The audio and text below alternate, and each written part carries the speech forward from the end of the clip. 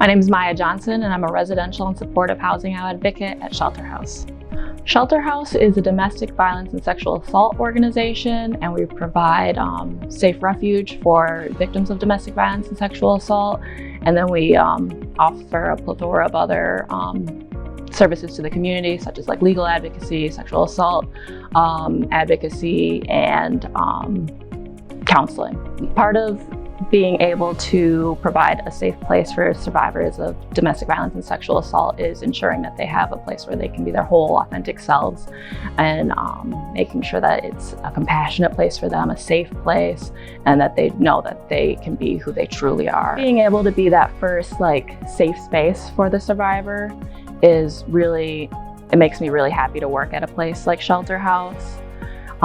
Makes me super passionate to be able to see someone come in and be that safe space and see that their kids are able to play with other children for the first time, or the little things like teaching boundaries or positive self-talk to the kids. The mom being able to call her sister for the first time in a long time and being able to explore her own interests.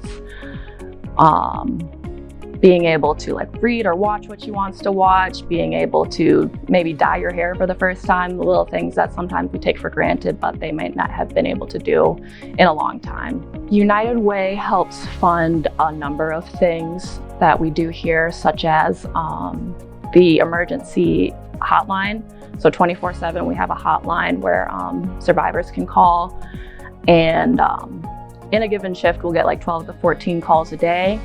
And whether that be, helping the survivor connect with our services or pointing them in a direction of another community partner that could help them. United Way helps us fund our emergency shelter. What that means is we have 15 apartment-style suites for the survivors here, and we really try to make it as at home as possible and make them feel as safe as possible. We also have a number of amazing counselors here that help the survivor in their journey towards healing. There are several things that I wish people knew about Shelterhouse, and there's a lot of misconceptions surrounding places like Shelterhouse.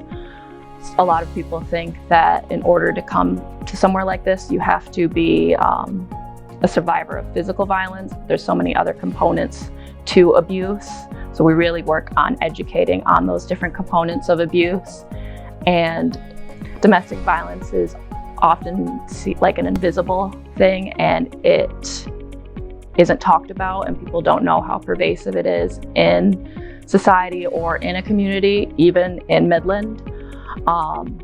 And that by allowing people to talk about it and letting people know that it is prevalent, even in Midland communities, it allows people to talk about it, discuss it, and know that they can come forward and that they're not alone, and that sometimes, just calling the phone or talking to someone about what they're going through can be their greatest superpower.